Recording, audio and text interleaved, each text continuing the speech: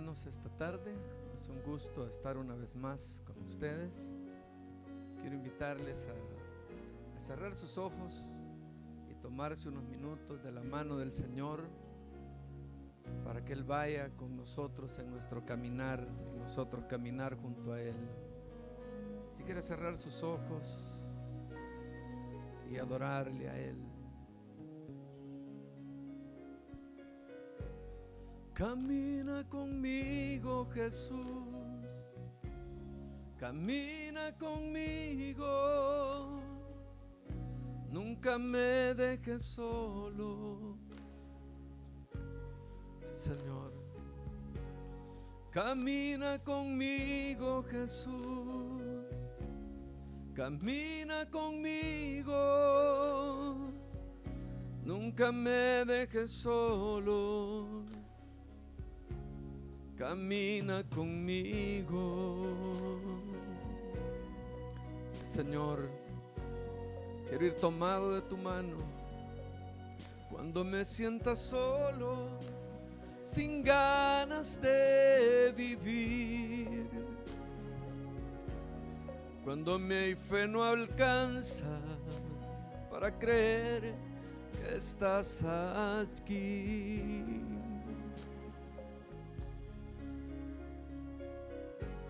Y cuando mi enemigo me quiera destruir, no me dejes caer, Jesús, camina conmigo.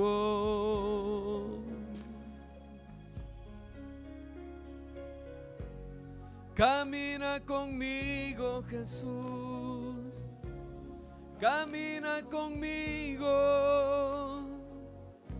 nunca me dejes solo. Camina conmigo, Jesús, camina conmigo, nunca me dejes solo. Camina conmigo. Sí, Señor Jesús, te adoramos. Camina conmigo, porque queremos estar tomados de tu mano, Señor, tu iglesia, tus redimidos, para hacer tu obra en el lugar donde tú nos has llamado.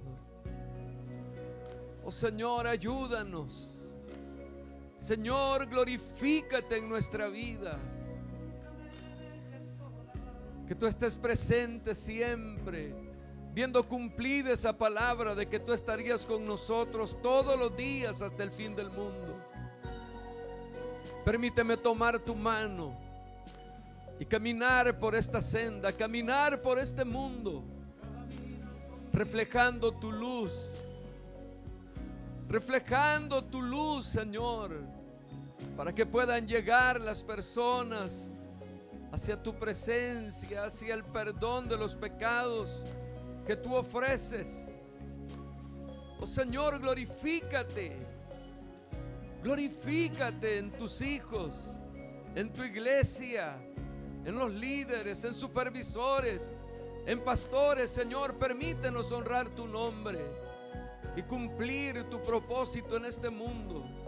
Que camines con nosotros, que camine nuestra familia con nosotros, nuestros hermanos, nuestros cónyuges, nuestros padres, nuestros hijos. Que tú estés presente siempre, que no nos abandone, Rey de Gloria, sino que tu Espíritu Santo esté usando nuestra vida para honrarte y glorificarte. Si tú vas con nosotros, Señor, las cosas serán más fáciles. Aleluya. Te adoramos, Jesús. Te adoramos, Rey de Gloria, porque tú has tomado de nuestra mano, caminando por esa senda maravillosa de la victoria, de la justicia. haciendo brillar tu luz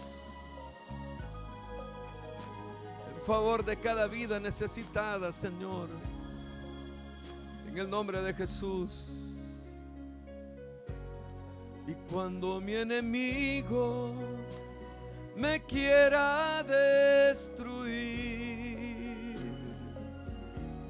no me dejes caer, Jesús, camina conmigo.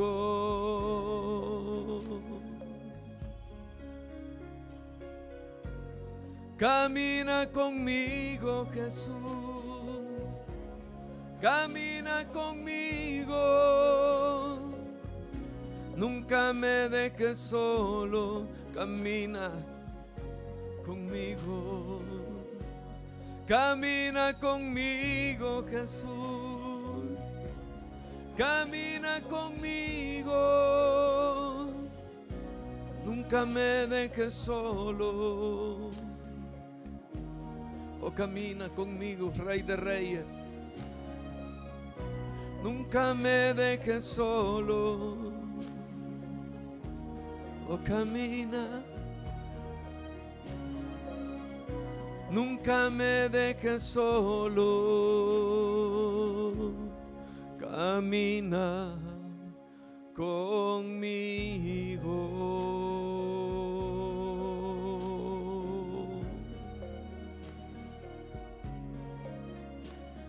Si tú vas con nosotros, Señor, iremos donde tú nos envíes, donde tú nos lleves, para honrarte y glorificarte, Señor. Aleluya. Gloria a Dios. Bienvenidos, hermanos. Esta tarde quiero invitarles a abrir la Biblia.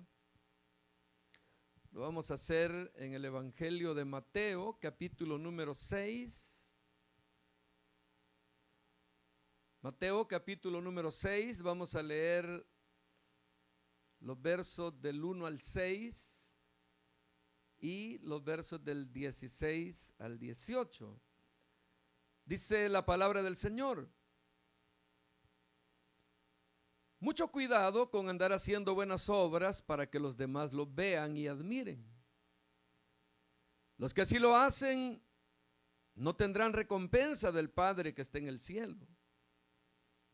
Cuando den limosna, no anden proclamando como los hipócritas, que tocan trompetas en las sinagogas y en las calles para que la gente se fije en lo caritativo que son. Les aseguro que aparte de eso no tendrán otra recompensa. Pero cuando hagan algún bien, háganlo discretamente. Pero el Padre de ustedes, que conoce todos los secretos, los recompensará.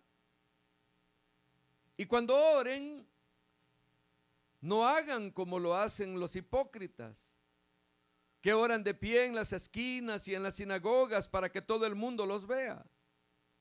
Les aseguro que aparte de eso, no tendrán más recompensa. Pero cuando ustedes oren, háganlo a solas, a puerta cerrada, y el Padre de ustedes, que conoce todos los secretos, los recompensará. Verso 16: cuando ustedes ayunen, no lo hagan en público como los hipócritas, que tratan de aparentar que están pálidos y desaliñados para que la gente se dé cuenta de que ayunaron. Les aseguro que aparte de esto, no tendrán más recompensa. Pero cuando ustedes ayunen, lávense la cara y arréglense, para que nadie, excepto el Padre que ve en lo secreto, se dé cuenta de que están ayunando. Y el Padre que conoce lo secreto, los recompensará. Amén. Oramos al Señor, buen Dios y Padre que estás en los cielos.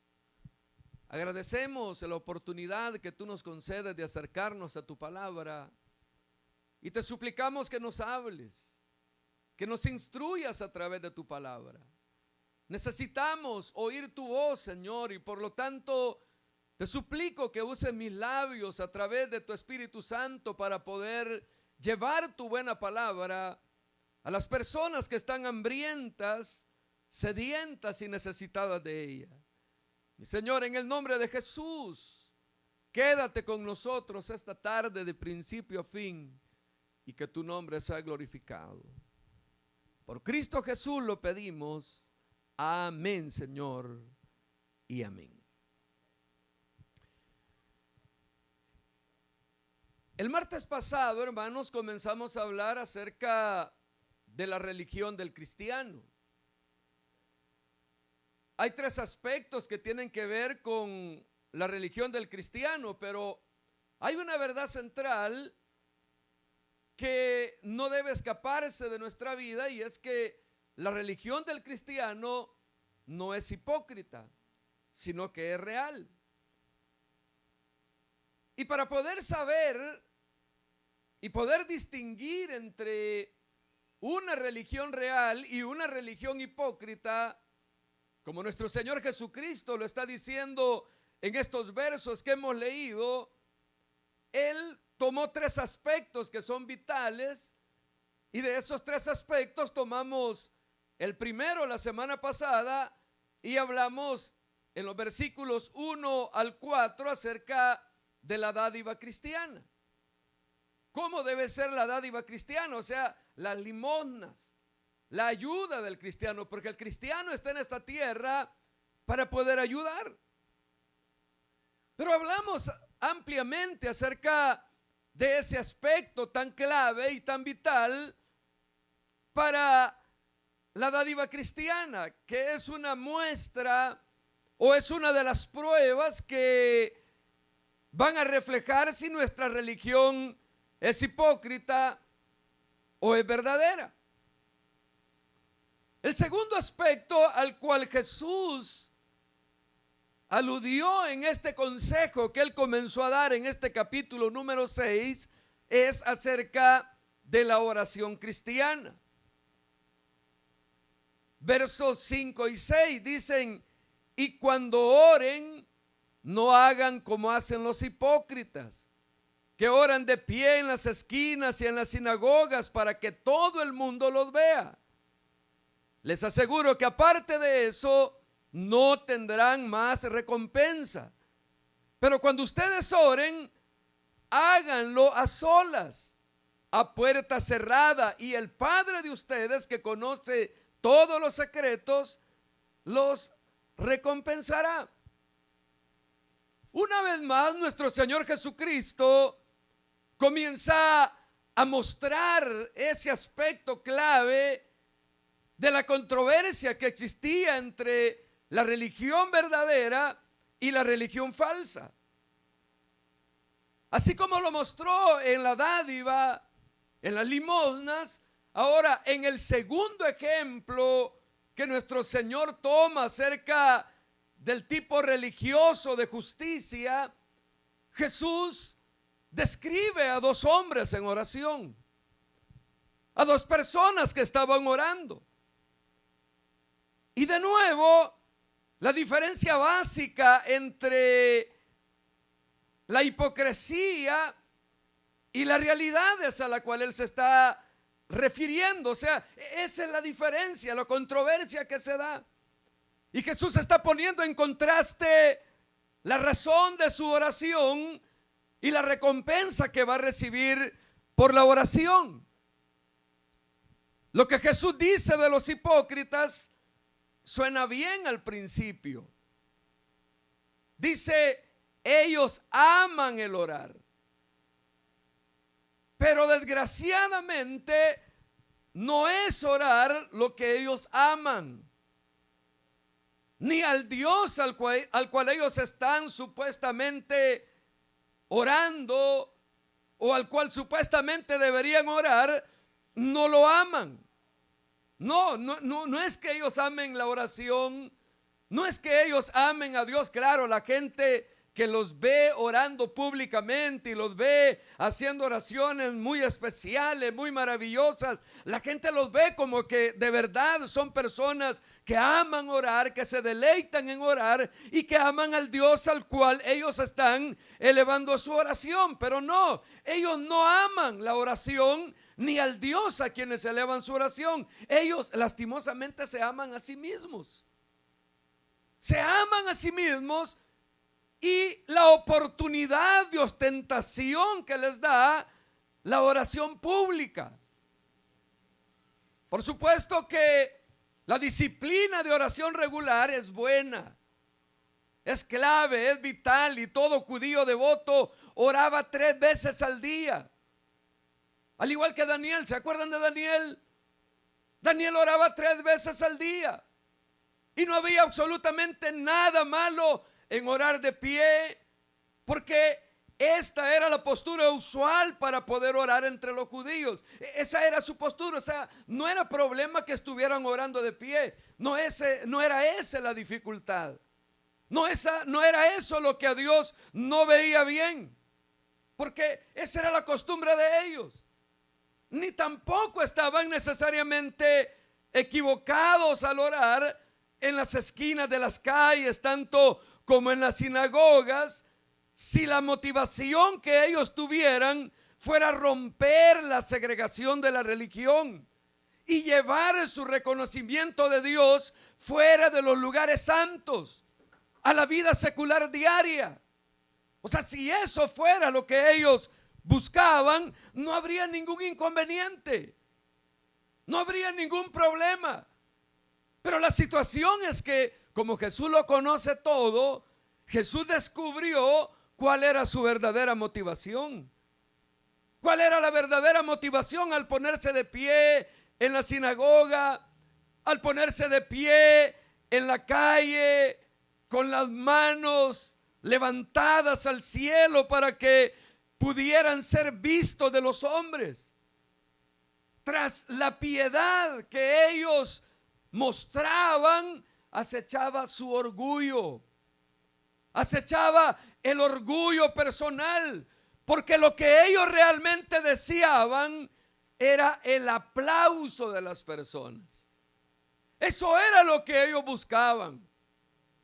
No era elevar una oración sincera a Dios, no era hablar con el Dios Todopoderoso y poder ponerse a cuentas y poder interceder por las personas. No era eso lo que motivaba la oración de ellos. Lo que realmente deseaban, lo que anhelaban en lo profundo de su corazón, era el aplauso de las personas, era la gloria que las personas le daban. Y sabe, lo consiguieron. Ya recibieron su paga, dice la Biblia, Jerusalén.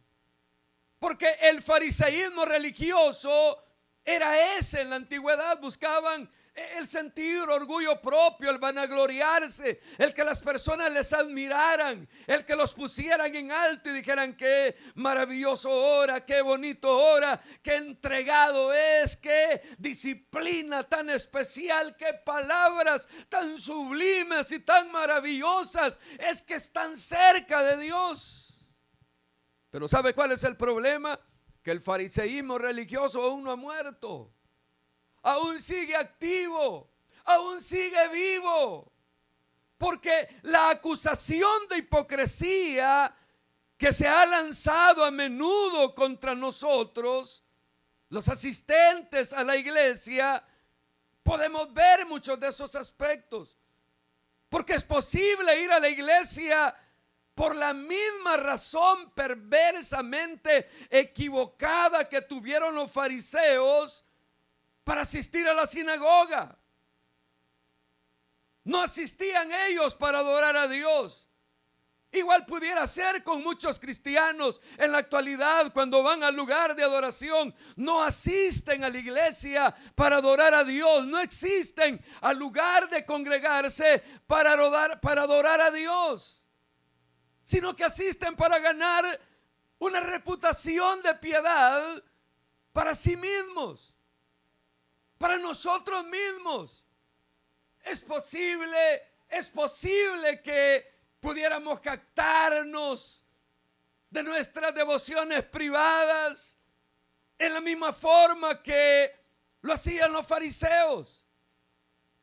Y que cuando nos corresponde orar, pues demudamos el rostro, le ponemos ahí chile, pimienta ante las personas para que digan qué barbaridad, no hay otro que ore como él. Pero en realidad, aunque la oración sea muy bonita, aunque la oración sea muy excelente, aunque sea que traiga mucha bendición para otras personas, quizás en nuestro corazón únicamente está el deseo de que nos adulen, de que nos eleven más, de que nos hinchen más, de que nos sintamos mejor, que somos el mejor pastor de la iglesia, que nadie es como nosotros, que en la iglesia somos indispensables. ¿Qué va a ser la iglesia sin mí? Fariseos completamente. Un fariseísmo completamente. Porque nos captamos de nuestras devociones privadas. Lo que se destaca es la perversidad de toda práctica hipócrita, de toda falsedad, porque fingimos ante los hombres lo que en realidad no somos. Claro, a Dios no lo podemos engañar. Él conoce lo sinvergüenza que somos, lo falso que somos, lo hipócrita que somos. Pero como a nosotros no nos interesa qué es lo que Dios piensa de nosotros, sino que lo que nos interesa es que las personas nos adulen, entonces hacemos a un lado lo que Dios pueda pensar de nosotros. Dar alabanza a Dios, como dar limosna a los hombres, son actos auténticos por derecho propio. Un motivo encubierto destruye a ambos, degrada el servicio a Dios, degrada el servicio a los hombres en un tipo mezquino de servicio hacia uno mismo, porque la religión y la caridad se convierten en un despliegue exhibicionista de nuestra vida. Nos exhibimos. Pero ¿cómo podemos fingir que alabamos a Dios cuando en realidad lo que tenemos son intereses personales? Caerle bien a las personas, que las personas nos alaben, que las personas nos hagan ver como personas importantes, como que si no pudieran vivir sin ellos. ¿Cómo entonces deben orar los cristianos? Dice la palabra del Señor, oiga, entra en tu aposento y cerrada la puerta, dijo Jesús. Debemos cerrar la puerta para evitar molestias, para evitar distracciones. Pero también debemos eludir los ojos inquisitivos de los hombres y encerrarnos con Dios, estar a solas con Él, estar en comunión con Él, porque solo entonces podremos obedecer el siguiente mandato del Señor cuando dice, ora a tu Padre que está en secreto. O como aclara la Biblia de Jerusalén, que está en lo secreto. Nuestro Padre está ahí. Nuestro Padre está ahí esperando para darnos la bienvenida. Si es que vamos a orar a Él, el Padre está esperando por nosotros, que nos acerquemos a Él sinceramente. Las personas en realidad no importan, los espectadores no importan, lo que importa es que nuestro Padre está ahí en lo secreto, esperando por nosotros. Y así como nada destruye la oración más que las miradas de soslayo de los espectadores humanos, nada enriquece más que el sentido de la presencia de Dios en medio de nuestra oración. ¿Sabe por qué? Porque Él lo ve todo.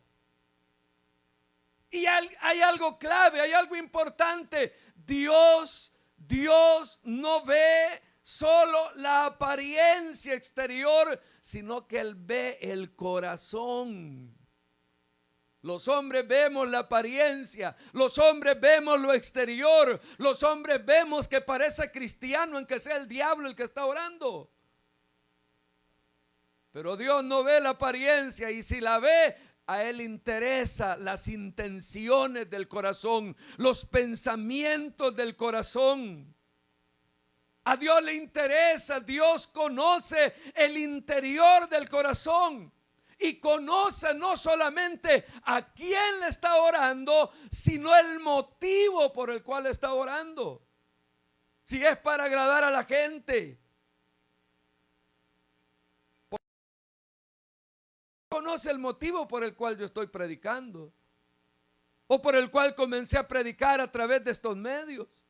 Él sabe perfectamente cuáles son las intenciones de mi corazón, cuál es el motivo de mi corazón, qué es lo que busco.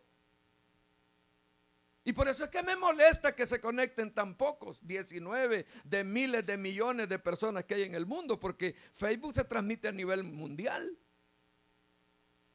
Porque como quiero que me reconozcan, quiero que me alaben, quiero ser importante. Si eso fuera lo que hay en mi corazón, Dios lo conoce perfectamente. Pero Él sabe lo que hay en mi corazón. Él sabe lo que hay en nuestra vida. Él sabe que nuestro anhelo es que las almas se salven. Es que nosotros como cristianos, usted que está conectado en este momento, conozca cuál debe ser la actitud de un verdadero cristiano, para que no se sorprenda como las 5 jóvenes insensatas que se les acabó el aceite y que cuando el novio vino no pudieron entrar porque se quedaron fuera. Porque muchos son los llamados, pero pocos son los escogidos. A mí me interesa que usted sea escogido de Dios. Llamados hay muchos. Pero cuando nos metemos a la palabra de Dios y escudriñamos la palabra de Dios y nos vemos en el espejo de la palabra de Dios, nos damos cuenta si somos o no somos. Y eso es lo bonito del Sermón del Monte, que el Sermón del Monte nos quita todas las ropas que tenemos, todo lo bonito exterior que tenemos, y nos deja solo el interior para que nos examinemos y nos demos cuenta que estamos fracasando en nuestra vida cristiana. Entonces la esencia de la oración cristiana es buscar a Dios, es buscar al Señor. Esa es la esencia, esa es la clave. Detrás de toda oración verdadera se encuentra la controversia que inicia Dios. Dice: mi corazón sabe que tú has dicho, buscadme, y yo busco tu rostro, oh Jehová, oh Yahvé, oh Señor, busco tu rostro. Dios dice: buscadme, búsquenme. Y lo buscamos para reconocerlo como la persona que es, para darle la gloria como la persona que es. Dios es el creador, Dios es el Señor, Dios es el juez, Dios es nuestro Padre celestial mediante Jesucristo, nuestro Señor y nuestro Salvador. Y por lo tanto, si Él es eso, anhelamos reunirnos con Él en el lugar secreto para postrarnos ante Él en confianza, en amor, en adoración humilde. Eso es lo que anhelamos. No anhelamos agradar a nadie, anhelamos agradar a Dios, anhelamos exaltar a Dios. Pero luego Jesús continúa y Él dice: tu Padre que ve en lo secreto te recompensará. Tasker señala que la palabra griega para el aposento en el cual vamos a retirarnos a orar, que es tameión, se usaba para referirse a la bodega donde ponen guardados los tesoros, al lugar donde se guardan los tesoros, lo que tenemos más valioso. Y esa implicación puede entonces ser que ya hay tesoros que nos esperan. Que hay tesoros ahí listos que nos esperan cuando oramos. Porque en realidad las recompensas ocultas en la oración son demasiadas, son innumerables, no se pueden enumerar. Podemos alcanzar muchos tesoros, muchas bendiciones. Sus recompensas son innumerables. Son tan innumerables como para rebajarlas a recibir solamente una recompensa del aplauso humano, de la aceptación humana. En las palabras del apóstol Pablo, cuando clamaba, Abba Padre, el Espíritu Santo da testimonio a nuestro espíritu que somos verdaderos hijos de Dios. Y se nos otorga una fuerte certidumbre de que su palabra, de su amor, de su paternidad, de que Él es la luz, de que su luz está sobre nuestro rostro, sobre nuestra vida, que Él nos da su paz. Y entonces Él refresca nuestra alma, Él satisface nuestra hambre, Él apaga nuestra sed. Sabemos que ya no somos huérfanos. Antes estábamos sin Dios en el mundo. No teníamos a un Dios al cual acudir.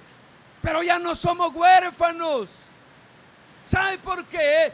Porque el Padre Celestial, el Padre de la gloria, el Dios que hizo los cielos y la tierra, el mundo y los que en él habitan, nos ha adoptados como hijos suyos. Ya no somos más pródigos porque hemos sido perdonados.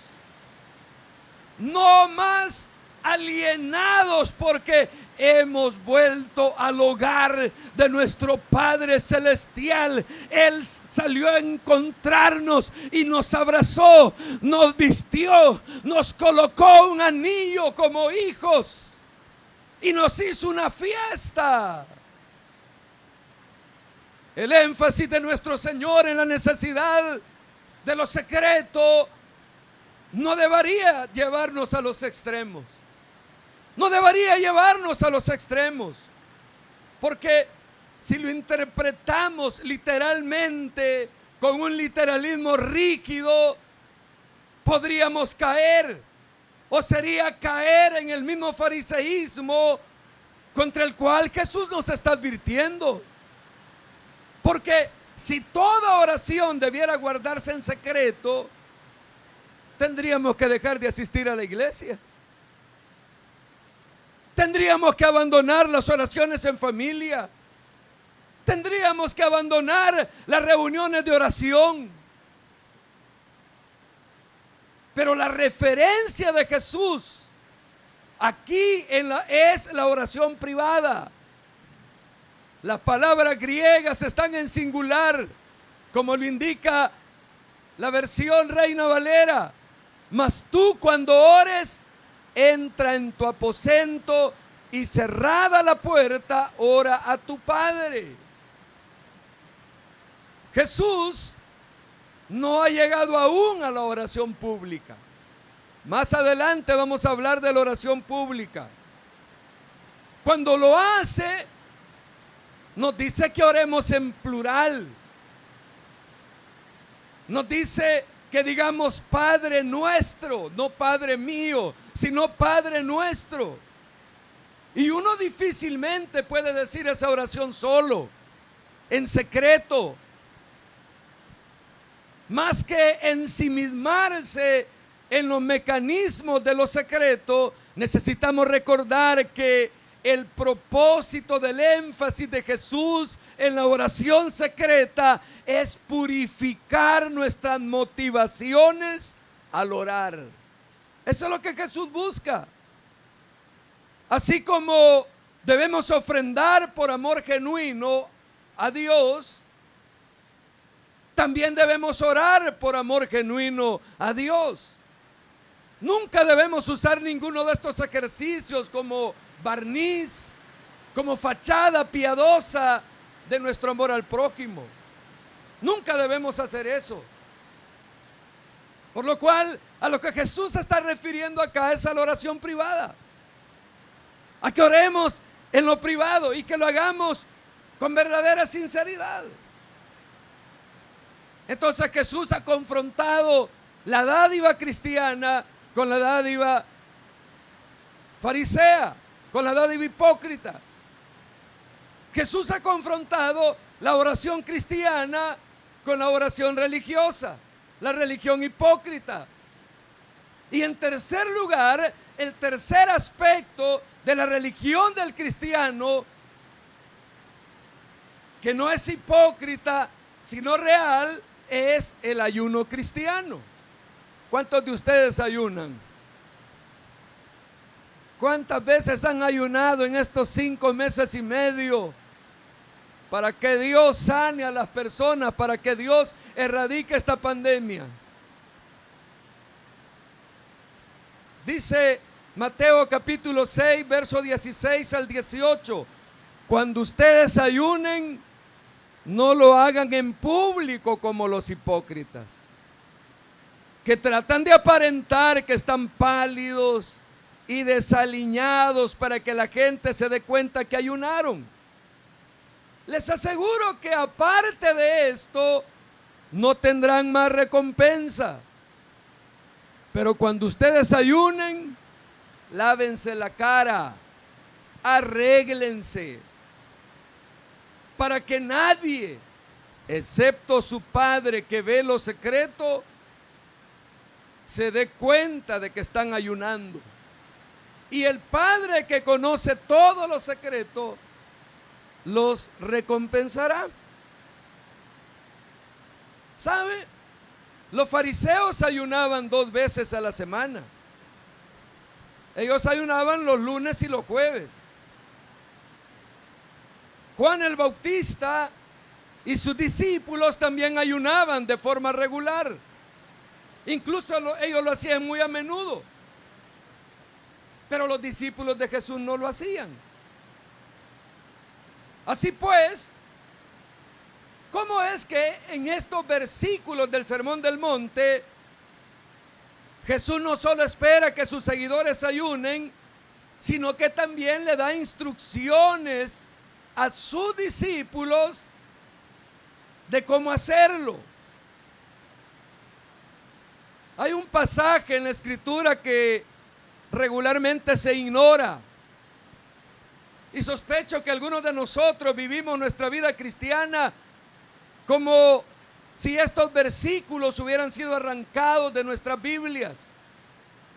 La mayoría de los cristianos hacen hincapié en la oración diaria, en la ofrenda sacrificada, pero muy pocos hacen hincapié en el ayuno. La gran mayoría de cristianos lo pasan por alto.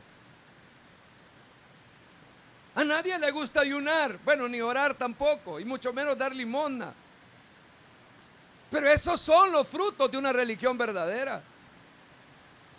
Pero muchos ignoran, algunos le ayudan a la gente, otros oran de cierta forma, regularmente, pero cuando hablamos del ayuno, como que no mucho. Entonces el cristianismo en particular, cuyo énfasis característico es una religión interior, de corazón, de espíritu, no se pone fácilmente de acuerdo con una práctica corporal externa como lo es el ayuno.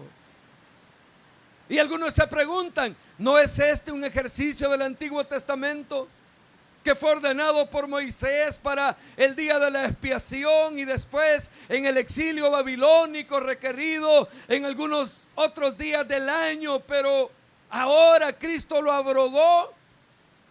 ¿Qué tenemos que ver con el ayuno? No vino la gente a Jesús y le preguntó, ¿por qué tus discípulos no ayunan? Los discípulos de Juan lo hacen, nosotros lo hacemos. Pero ¿por qué tus discípulos no?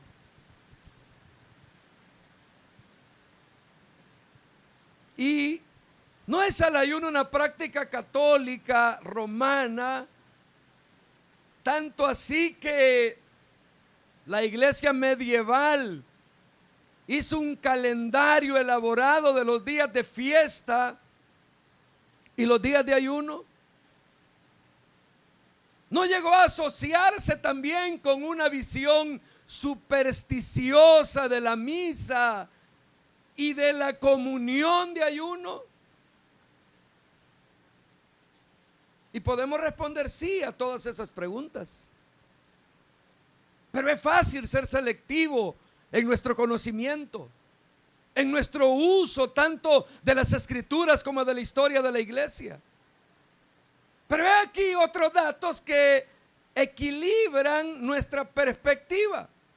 Jesús mismo, nuestro Señor y Maestro, ayunó durante 40 días y 40 noches en el desierto en contestación a la pregunta que la gente le hizo. Él dijo: vendrán días. Y hoy, qué grandes días los que han venido. Él dijo: vendrán días cuando el esposo les será quitado y entonces mis discípulos ayunarán. Y por eso en el Sermón del Monte nos dice cómo ayunar, presumiendo que lo haríamos. Y en los Hechos y en las epístolas del Nuevo Testamento hay muchísimas referencias acerca del ayuno de los apóstoles. De modo que no podemos hacerlo a un lado. No podemos hacer a un lado el ayuno como si fuera una práctica del Antiguo Testamento abrogada por el Nuevo, o una práctica católica rechazada por los protestantes. No lo podemos hacer. En primer lugar, ¿qué es el ayuno entonces? Bueno, rigurosamente hablando, es abstención total de alimento.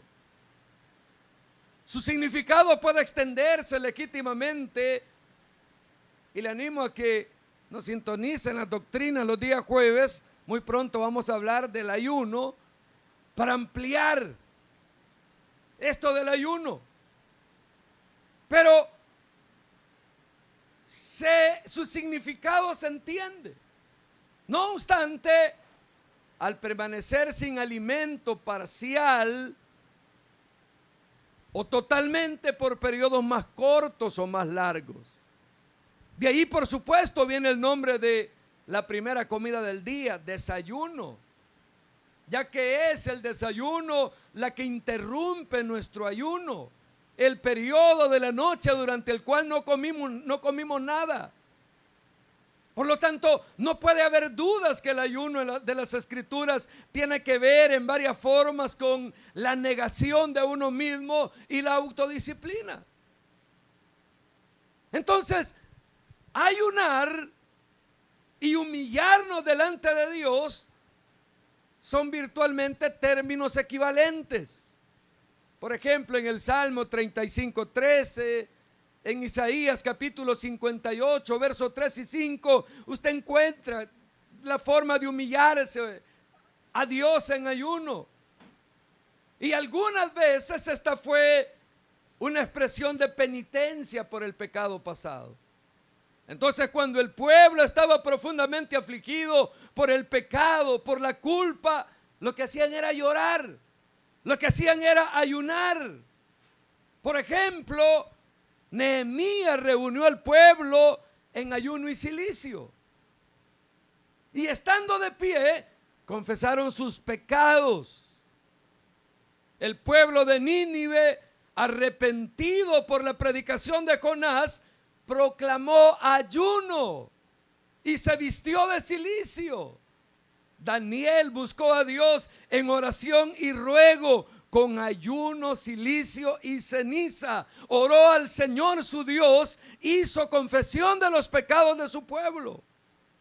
Saulo de Tarso, después de su conversión, movido a penitencia por su persecución de Cristo, durante 3 días, dice la palabra del Señor, que no comió ni bebió. Y a veces, hasta hoy, cuando el pueblo de Dios es convencido de pecado, y es movido al arrepentimiento, es apropiado como señal de penitencia lamentarse, llorar y ayunar. Por eso les preguntaba hace un momento, ¿cuántas veces ha ayunado usted durante estos 5 meses y medio? Por esta pandemia. Ha llorado por el pecado, por su pecado, por el pecado de su familia, por el pecado de sus vecinos, por el pecado del Salvador, por el pecado del mundo entero. Y ha llorado y se ha lamentado. Pero claro, no lo hemos hecho. No lo hemos visto necesario. Si medio oramos, una oración media sancochada la que hacemos. ¿Sabe? La homilía anglicana titulada de las buenas obras y en primer lugar del ayuno, sugiere esta como la manera de aplicar a nosotros mismos la palabra de Jesús de que cuando el esposo les sea quitado, entonces mis discípulos ayunarán. Y él arguye que se puede decir que Cristo, el esposo, está con nosotros. Y de nosotros puede decirse que disfrutamos de la fiesta de las bodas, cuando nos regocijamos en Él y la salvación de Él. Pero puede decirse que el esposo nos es quitado y la fiesta suspendida cuando nos oprime la derrota, la aflicción, la adversidad, la pandemia, la muerte, el sufrimiento. Y entonces ese es el tiempo apropiado para ayunar. Dice esa homilía que para que el hombre se humille ante Dios, el omnipotente, mediante el ayuno, y llore y lamente sus pecados con corazón acongojado.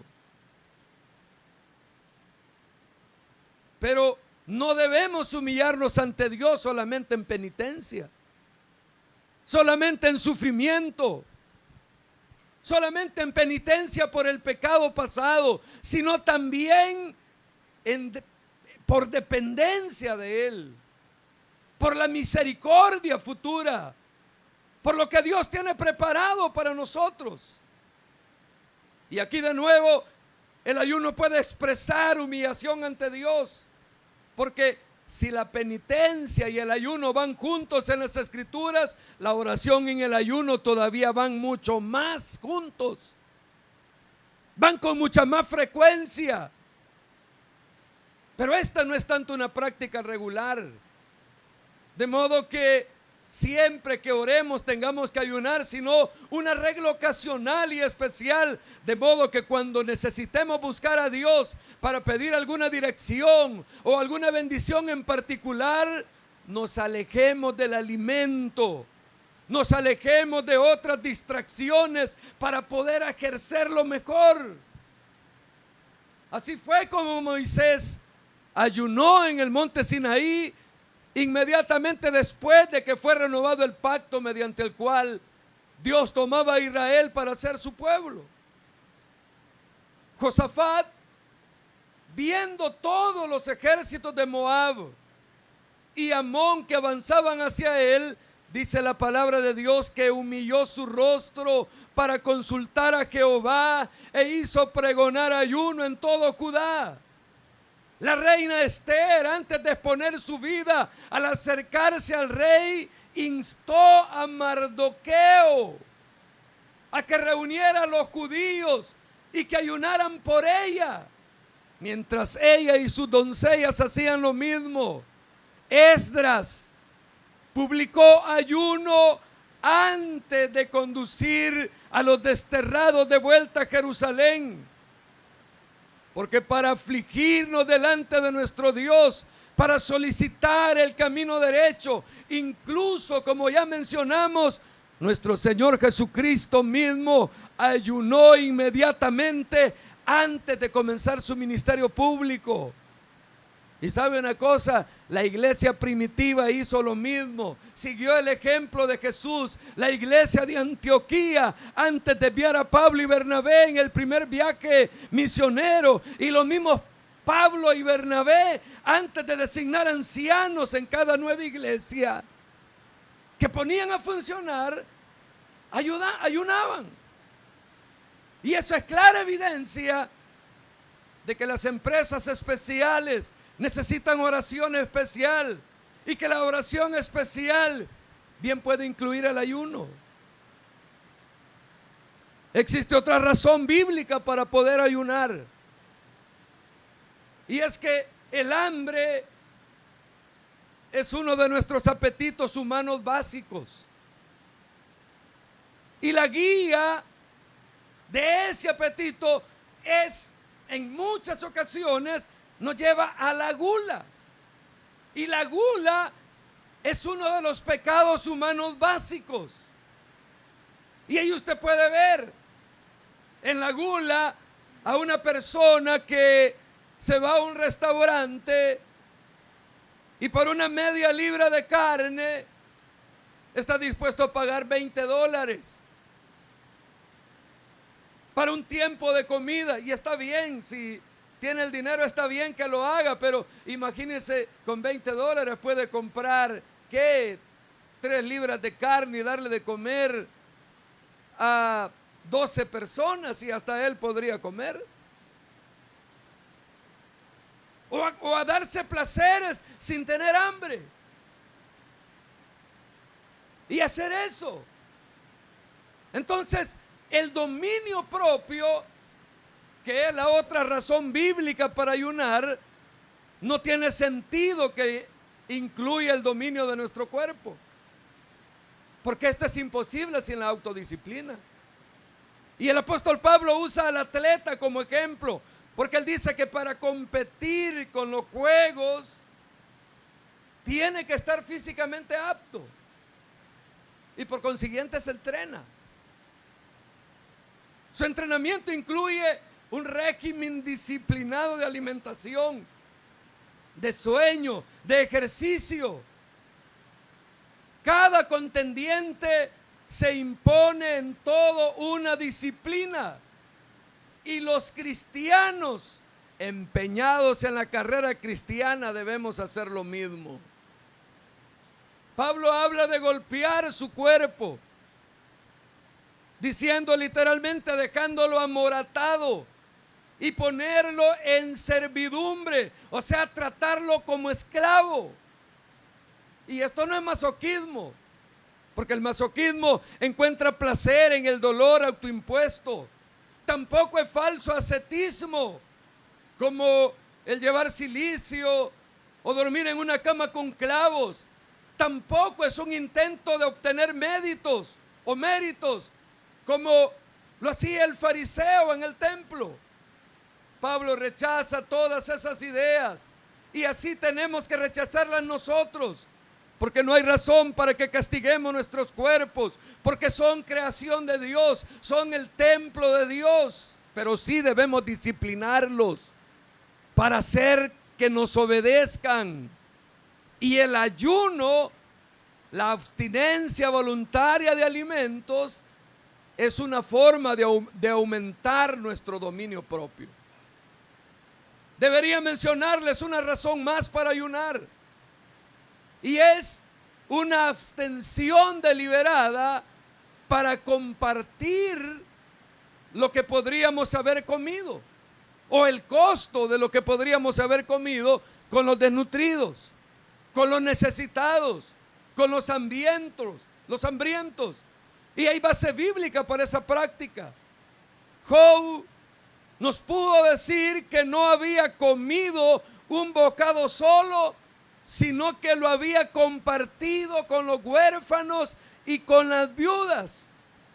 En contraste, cuando a través de Isaías Dios condenó el ayuno hipócrita de los habitantes de Jerusalén, su queja fue que ellos buscaban su propio gusto, que oprimían a sus trabajadores en el mismo día de ayuno. Eso quiere decir en parte que no había correlación en la mente de ellos o en sus acciones entre el alimento del cual se abstenían y la necesidad material de sus empleados.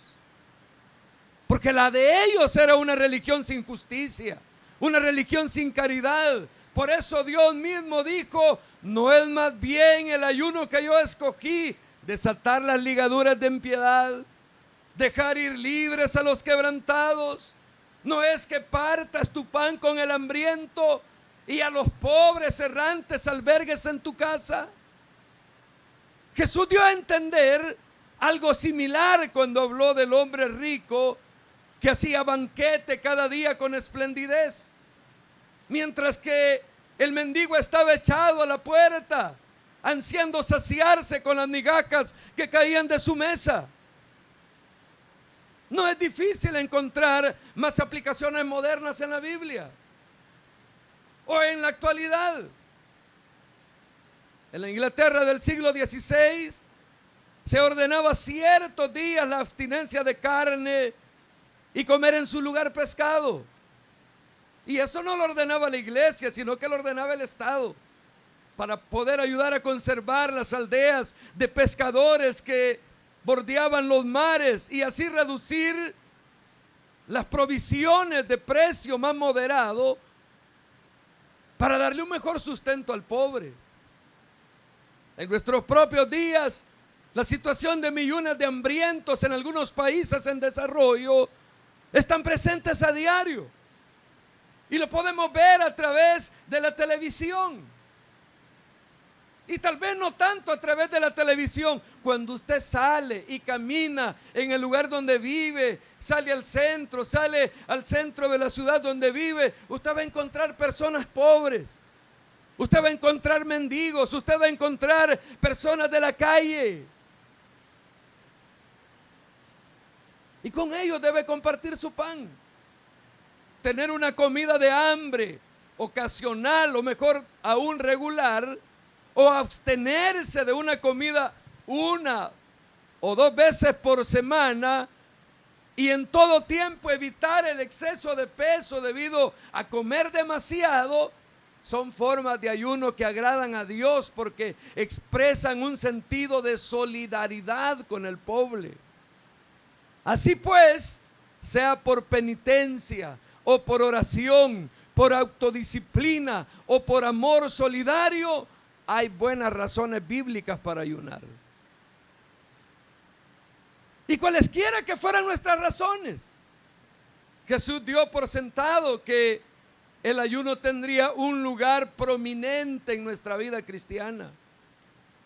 Su preocupación era, en nuestra dádiva como en nuestro ayuno, que no desviáramos la atención hacia nosotros mismos como lo hacían los hipócritas, que su costumbre era ponerse de pie, cari acontecidos, se afeaban la cara, se veían demacrados.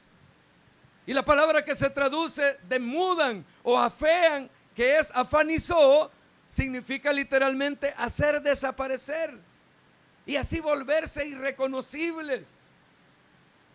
Y ellos quizás habían descuidado su higiene personal, o cubierto sus cabezas con cilicio, o tal vez untado su rostro con ceniza para verse pálidos, melancólicos y prominentemente santos. Y todo para que su ayuno pudiera ser visto y reconocido por todos.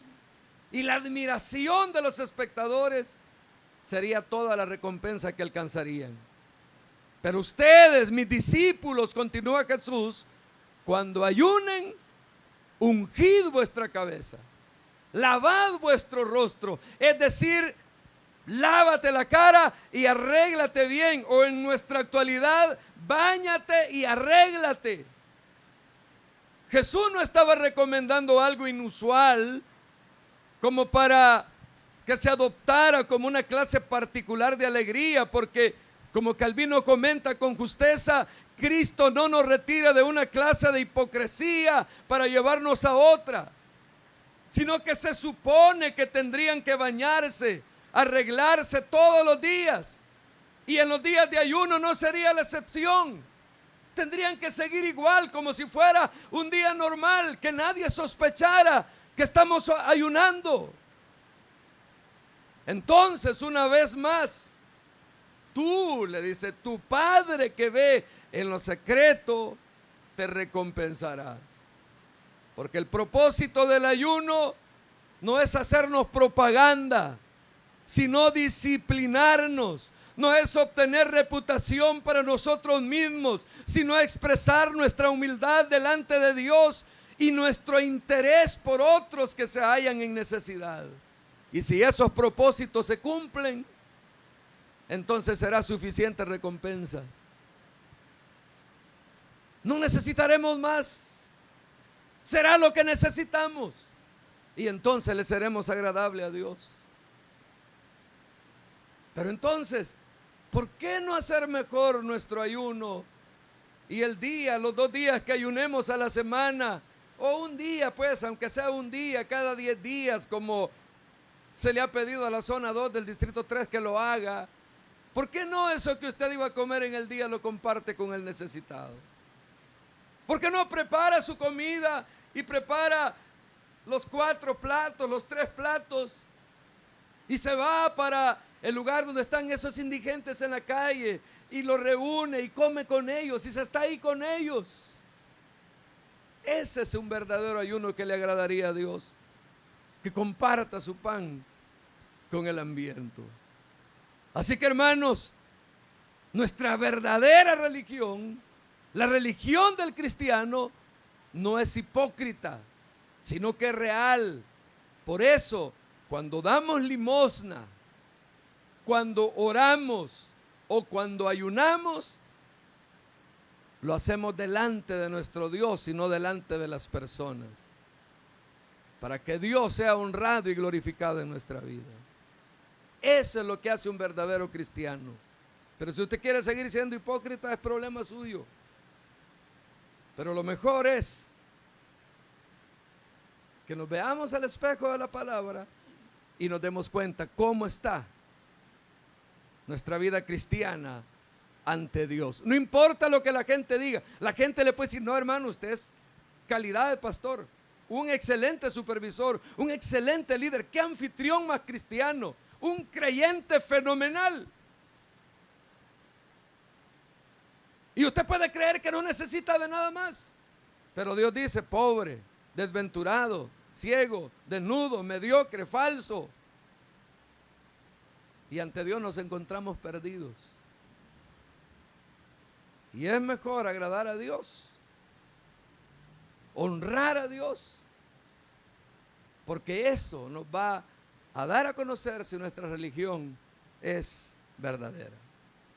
Oremos al Señor. Padre que estás en los cielos, gracias te damos por tu misericordia. Gracias te damos por tu amor. Gracias por hablarnos, Señor, por entregarnos tu palabra, por confrontarnos con tu palabra. A muchos no les gusta este tipo de evangelio, pero es mejor ser confrontados hoy y no ser confrontado el día que esté delante de la presencia del Señor para ser condenados eternamente.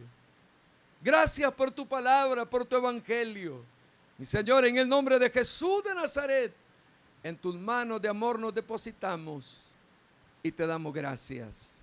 Amén, Señor, y amén.